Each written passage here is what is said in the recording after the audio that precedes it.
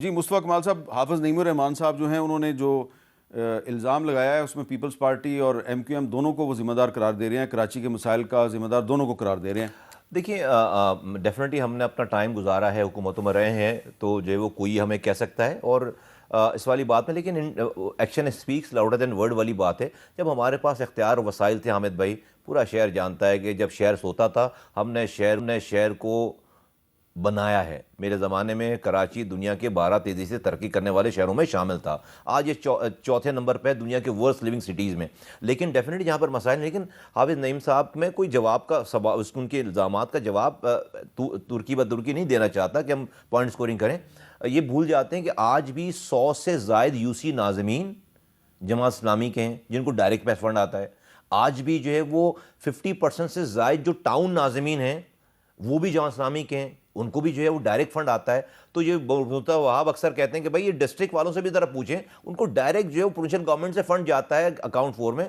تو ایسا نہیں ہے کہ یہ جو ہے وہ صرف کہہ کے بری الزامہ ہو جاتے ہیں، نہیں، لوگوں کو یاد نہیں رہتا کہ بھائی جماعت اسلامی کے 100 سے زائد یو سی چیئرمین ہیں، ان سے تو پوچھیں، 20 لاکھ روپے ہر مہینے وہاں پر آ رہا ہے۔ لیکن یقیناً مسائل ہیں اور ہم حکومتوں پر ہیں، ہمارے اوپر بھی بلیم آتا ہے۔ جو یہ بات کر رہے ہیں نا، اصل میں 1991 میں سارے آکٹرائز ضلع ٹیکس آتا تھا سٹی کے پاس، پورے دنیا پاکستان کے بزنس مین مل کر نواز شریف صاحب کے پاس گئے اور کہا کہ بھائی ہمیں چنگیوں پہ روکتے ہیں، آپ ہمیں جو ہے وہ یکمشت کاٹ لیں۔ تو 2.5% جو ہے جی ایس ٹی میں جو ہے وہ لگا کر ایڈ کر کے کرنے لگے۔ وہ سارا پیسہ جو ہے وہ 1 لائن ٹرانسفر جو ہو جاتا تھا ڈسٹرکٹ کو۔ 2006 میں گورنمنٹ نے پھر کیا کہا کہ نہیں، 1/6 of the G S T جو ہے وہ ہم کاٹیں گے اور یہ بھی ڈسٹرکٹ کو ٹرانسفر ہو جاتا تھا۔ یہ جو 7واں این ایف سی ایوارڈ آیا نا، اس 7ویں این ایف سی ایوارڈ میں یہ ہوا جو 2011 میں سم تھنگ، اس میں یہ ہوا کہ بھئی یہ جو سارا پیسہ آپ اٹھا کے این ایف سی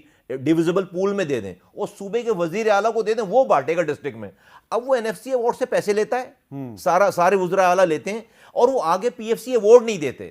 اچھا، اس والی بات کو کس نے اجاگر کیا؟ یہ تو ہم بول رہے ہیں بار بار، ہم یہی تو کہہ رہے ہیں کہ بھئی یہ جو این ایف سی 18ویں ترمیم ہوئی ہے، اس میں آپ سارا میرے ڈسٹرکٹ کا پیسہ اٹھا کے صوبے کے وزیر اعلیٰ کو دے رہے ہیں، وہ اس کے پاس جا کر پارک ہو جا رہا، وہ آگے ٹرکل ڈاؤن نہیں کر رہا۔ تو آپ کی 18ویں ترمیم ادھوری ہے، اس کو کمپلیٹ تو کریں۔ یہ بات تو ہم، یہ اسی وجہ سے ہم آئینی ترمیم لے کر آئے نا۔ یہ جو ہم آئینی ترمیم اسمبلی میں 27ویں یا 26ویں لے کر، وہ کیا ہے؟ وہ اسی 4 لائنوں کی تشریح کر رہا ہے جو حافظ نعیم صاحب کہہ رہے ہیں۔ تو ہم نے تو پریکٹیکلی اس جگہ پہ رہ کے، حکومت میں رہ کر، آج وہ ترمیم منظور چلیں اب ہونے آپ کو پر ہے۔ پتہ چل گیا ہوگا کہ فی الحال 28ویں ترمیم تو نہیں آ رہی جس کے ذریعے آپ نے بلدیاتی اداروں کو ٹھیک کرنا تھا، کیونکہ پیپلز پارٹی کہتی ہے کہ یہ 18ویں ترمیم پہ حملہ ہے، 28ویں ترمیم، تو وہ تو نہیں آ رہی۔ لیکن میں چاہتا ہوں کہ تھوڑا سا اب ہم جو مینٹل ہیلتھ ہے اس پہ تھوڑی بات کر لیں۔ تو ڈاکٹر علی ہاشمی صاحب جو king Edward medical college Lahore کے سائیکائٹری ڈپارٹمنٹ کے سربراہ ہیں، ملک کے معروف ماہر نفسیات ہیں، تھوڑی دیر کے لیے ان سے بات کرتے ہیں۔ السلام علیکم ڈاکٹر علی ہاشمی صاحب۔ وعلیکم السلام جناب۔ ڈاکٹر صاحب یہ بتائیں کہ پاکستان کی جو آبادی ہے اس میں سے کتنے لوگ ذہنی بیماریوں کا شکار ہیں اور جو ان کی مینٹل ہیلتھ جو ہے وہ ٹھیک نہیں ہے، اور پاکستان میں آپ سمیت کتنے ماہرین نفسیات ہیں جو کہ ذہنی طور پر دباؤ کے شکار لوگوں کے علاج کے لیے دستیاب ہیں؟ جی بہت شکریہ حامد میر صاحب، بڑی خوشی ہوئی آپ کے پروگرام میں آ کے، اور بہت شکریہ آپ کا کہ آپ نے اپنے پروگرام اور آپ کے جو سامعین ہیں، دیکھنے والے ہیں، آپ کے جو فالوورز ہیں، ان کو آپ نے اس بہت ہی امپورٹنٹ مسئلے کی طرف ان کا دھیان دلایا ہے۔ پاکستان کی آبادی اس وقت لگ بھگ 25-26 کروڑ ہے، اور آبادی کی شرح جو ہے وہ بڑھ رہی ہے، کیونکہ ہمارا جو فرٹیلیٹی ریٹ ہے، یعنی بچے پیدا ہونے کا جو ریٹ ہے وہ 2.2 ہے۔ اعداد و شمار سے یہ ثابت ہوتا ہے، ویسے تو گلوبل اعداد و شمار تو موجود ہیں، ہمارے پاس پاکستان میں ایکوریٹ سٹیٹسٹکس موجود نہیں تھے ریسنٹلی تک۔ اب ہم نے ہماری پاکستان سائیکیاٹرک سوسائٹی نے پورے ملک کا جو ایک اپنا سروے کمپلیٹ کیا ہے، اس میں یہ دکھایا گیا ہے کہ جو گلوبل اعداد و شمار ہے ذہنی بیماریوں کے، مثلا ڈپریشن، اینگزائٹی، اسکیزوفرینیا، بائیپولر ڈس آرڈر، نشے کی جو بیماری ہے، وہ تقریباً وہی ہیں، پاکستان میں بھی وہی ہیں، اور ہماری توقع بھی یہی تھی کہ پاکستان میں تقریباً وہی ہیں جو دوسرے ممالک میں پائے جاتے ہیں۔ ان دوسرے ممالک میں وہ اعداد و شمار شو کرتے ہیں کہ تقریباً ایک وقت میں 15 से 20% आबादी का जो तनासुब है वो डिप्रेशन की बीमारी का शिकार होता है। तकरीबन 10 से 15% जो लोग होते हैं वो एंग्जाइटी की बीमारी के शिकार होते हैं। ख्याल रहे कि हम इसमें वो बात नहीं कर रहे कि मामूली सी रोजमर्रा की उदासी, मामूली सी रोजमर्रा की परेशानी, हम बात कर रहे हैं कि ये अलामात इतनी बढ़ गई हैं कि अब बीमारी की सूरत इख्तियार कर गई है। कोई शख्स जो है वो सो भी नहीं सक रहा, काम नहीं कर सक रहा। एक औरत जो है वो उसको एंग्जाइटी रहती है, घर का काम नहीं कर सकती है, घर से बाहर काम नहीं कर सकती, और इस कदर तबीयत खराब हो गई है कि खुदकुशी के ख्याल आ रहे हैं। खुदकुशी उन्होंने कोशिश भी किया है। तो अब आप खुद सोचें कि अगर 20% लोग या 15% लोग भी, यानी शरह के हिसाब से किसी आबादी में वो डिप्रेशन के मर्ज का शिकार है, तो 25 करोड़ के हिसाब से कितने लोग बन जाते हैं। एक तरफ तो हम इस तरफ देखते हैं, एक ये पहलू है उसका। दूसरा पहलू ये है कि पाकिस्तान में साइकाट्रिस्ट की, मुझे से साइकाट्रिस्ट की कुल तादाद 700 से 800 है पूरे मुल्क में। यानी पूरे मुल्क में इस वक्त 700-800 लोग मौजूद है। मैं खुद भी क्योंकि पढ़ाता हूँ, और साइकाट्रिस्ट जो है वो ट्रेनिंग हम करवाते हैं, और उनके इम्तिहान लेते हैं, उनको क्वालिफाई करवाते हैं।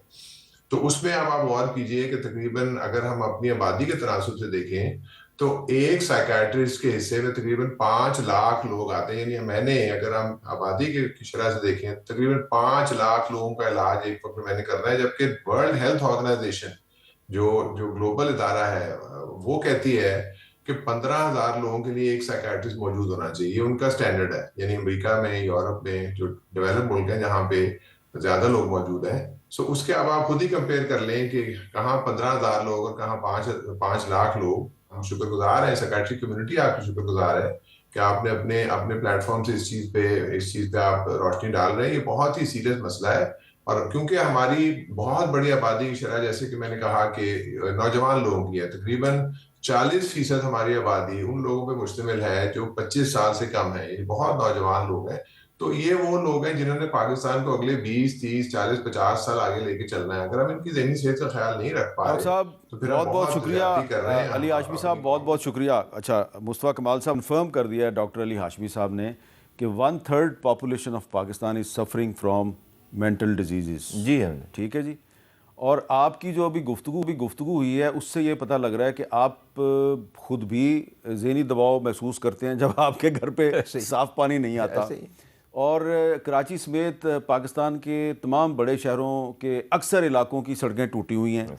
उन सड़कों पे सफ़र करके जब आप अपने हॉस्पिटल में या आप अपने दफ्तर में या स्कूल, कॉलेज, यूनिवर्सिटी में जाते हैं तो आपकी मेंटल हेल्थ कैसे स्टेबल रह सकती है। तो इसका मतलब यह है कि ये जिस सिस्टम में हम रहते हैं, ये सिस्टम ज़हनी बीमारियां पैदा करने का सबसे बड़ा सबब है। हर तरह की बीमारियां और जहनी बीमारियां पैदा करने का सबसे बड़ा सबब है। यही मैं कह रहा हूं आपसे, ऐसे ही है, आप सही तो कह अब आप इस सिस्टम में फेडरल मिनिस्टर हैं, एग्जैक्टली। अब आप इसको कैसे ठीक करेंगे? हामिद भाई, फेडरल मिनिस्टर, हेल्थ मिनिस्टर जो है वो जाकर रोड नहीं बनाएगा, जाके पानी नहीं देगा, जाकर सीवेज ट्रीटमेंट प्लांट नहीं लगाएगा। ये जो हेल्थ, मेंटल हेल्थ या आपकी इंसान की जो वेलबींग है, आजकल दुनिया में इसको जो टर्मिनोलॉजी इस्तेमाल करते हैं उसको वेलबींग कहते हैं, कि आपकी जो वेलबींग है ना, ये तमाम एक काउंसलर से लेकर ऊपर वज़ीर आज़म तक, ये सबके जो है वो आपस के कंसोलिडेटेड एफर्ट्स से मिलकर जो इकोसिस्टम बनता है, जिसका जो काम करना है वो अपने पीसेस लगाए, जब जाकर एक हेल्दी इन्वायरमेंट बनता है। ये हम तो आपको कॉन्सेप्ट दे सकते हैं, बात कर सकते हैं, और मरीज़ों को हमें अस्पताल बना के मरीज़ का इंतज़ार नहीं करना, हमें मरीज़ को, इंसान को मरीज़ बनने से बचाना है। ये देयर टू ओपिनियन यहाँ पे। अभी इसमें जो है वो ना कैमरे नज़र आएंगे, ना खबर लगेगी। तो आप जो फरमा रहे हैं, मैं जिस जगह पे आज हूँ एज एन हेल्थ मिनिस्टर, मैं कह रहा हूँ कि हम एक बहुत ही डेंजरस सिचुएशन में। देखिए, जब एक टाइम पर बहुत सारे लोग बीमार पड़ने लगते हैं ना, तो दुनिया की सुपर पावर्स भी कोलैप्स हो जाती हैं। कोविड की मिसाल आपके सामने है, क्या हुआ था?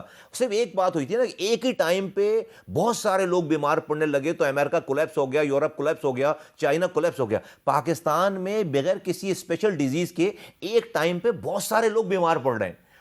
ये हमारी पूरी इकोनॉमी को खा जाएगी, सारी चीज़ें, ये आपकी सारी तरक्की को खा जाएगी। और ये जो डॉक्टर साहब फरमा रहे हैं, पूरा आप बताएं कराची में, या अभी आप तो बहुत, हम तो ये इस्लामाबाद में बड़े, हामिद भाई आप बड़े पीसफुल एनवायरनमेंट में रह रहे हैं, आप कराची में इंसान काटने को दौड़ता है ना। अभी जब कोई बस से सफर करके, अब इस्लामाबाद भी आहिस्ता आहिस्ता कराची बनना शुरू हो गया है। यहाँ पे भी जो सड़कों पे इतनी ट्रैफिक होती है, वो जो अंडरपास बनते हैं उनमें इतने प्रॉब्लम्स होते हैं कि लोग एक दूसरे को काटने को दौड़ते हैं। लेकिन ये बताएं कि क्या हम ये कह सकते हैं کہ اب جو ہماری جو ارباب اختیار ہیں، ارباب اختیار کی بات کر رہا ہوں، جس میں آپ بھی آتے ہیں، ناصر شاہ صاحب بھی آتے ہیں، چیف منسٹر بھی آتے ہیں، فیڈرل منسٹر بھی آتے ہیں، میئر حضرات بھی آتے ہیں، سب آپ جو ہماری سیاسی قیادت ہے، جی جی، you people are not competent enough. آپ لوگ ہمارے مسائل حل کرنے کے قابل نہیں ہیں. حامد بھائی آپ اس کو ہاف گلاس فل دیکھیں. آج میں ارباب اختیار، مجھے آپ کہہ رہے ہیں نا، میں ہی تو بیٹھ کر یہ بات کہہ رہا ہوں آپ سے. میں ہی تو دیکھیں، لوگ تو مسائل کو دباتے ہیں، چھپاتے ہیں. تو آپ اس کو ایکسیپٹ کر رہے ہیں، ایکسیپٹ کر رہا ہوں نا تو میں. پھر اس کو حل بھی آپ نے حل بھی کرنا ہے، لیکن حل پہلے تو آپ مسئلے کو مسئلہ سمجھیں، جانیں، آواز لگائیں. پھر اس کو سارے مسئلے کو میں نے نہیں حل کرنا، میری ڈومین میں نہیں آتی. پھر پھر میں یہ بات اجاگر کر رہا ہوں ابھی کل ہم نے جو ہے وہ تمام صوبوں کے ہیلتھ منسٹرز کو بلا رکھا تھا، ان کی سیکرٹریز کو بلا رکھا تھا. ہم یہ ساری بات ان سے کر رہے ہیں، وہ جا کر آ کے نیچے اپنی ڈسٹرکٹس میں کریں، اور یہ سب نے جا کر اپنا جب کام. اور یہ سب سے بڑی بات ہے کہ بھائی ہمیں ہر پاکستانی کو ہیلتھ کی بات میں تو آپ کی پرسنل انوالومنٹ بہت لازمی ہے. آپ جب تک اپنے دماغ میں اپنا خیال خود سے رکھنے کی کوشش نہیں کریں گے، کوئی حکومت آپ کو آ کر بیمار بننے سے نہیں بچا سکتی. تو اس سے شروع ہوتی ہے. تو اب پاکستان میں ٹوٹل ماہرین نفسیات جو ہیں وہ 700 اور 800 کے درمیان ہیں، اور مینٹل ڈیزیزز کے شکار لوگ جو ہیں وہ تقریباً 8 کروڑ. اب سن لیں میرے، ہمیں جو اس کا تجربہ ہے، یا ہمیں جو ویزیبلٹی ہے اس کی، آپ کی اس مینٹل ہیلتھ کی جو آپ اس کو لوگ جو ہے وہ پاگل، جو ہے وہ سائیکٹرک کے پاس جانے کا مسئلہ ہے کہ آپ پاگل ہو گئے ہیں، آپ کا دماغی توازن خراب ہو. اب یہ جو ایک تیبو ہے نا، ابھی بھائی یہ اس کو ختم کرنا پڑے گا. نہیں ضروری کہ ہر انسان جب پاگل ہو جائے، دماغی توازن کھو بیٹھے، وہ جائے. تو ہمارے یہاں سائیکیٹرک کے پاس جانے کا نظام، اس کو کوئی اچھی طرح سے نہیں دیکھی جاتی، ورنہ عام لوگ اپنی نارمل تھیراپی کے لیے بھی جا رہے ہیں. تو ایک تو اس وجہ سے سائیکیٹرک کی جو ہے وہ ڈیمانڈ نہیں رہی آپ کی. ہم اور آپ، ہو سکتا ہے کہ بھائی کراچی میں رہنے والا 99% آدمی جو ہے وہ اس کو مینٹل ہیلتھ کی کیٹیگری میں آتا ہو سائیکیٹرک کی پوائنٹ آف ویو سے، لیکن اس کو یہ پتہ نہیں ہے کہ اس کو یہ تمام چیزیں لگ گئی ہیں. تو یہ ہمارا جو ایک سوچنے کا انداز، اس کو بھی ہمیں چینج کرنے کی ضرورت ہے. ضروری نہیں کہ آپ جو سیکرٹری کے پاس جائیں تو آپ کا دماغی توازن خراب ہو چکا ہو. نہیں، آپ اپنی تھیراپی کے لیے بھی، مشورے کے لیے بھی اس کے پاس جاتے ہیں. ہمارے یہاں یہ والا بھی کانسیپٹ ہے، یہ مسئلہ ہے.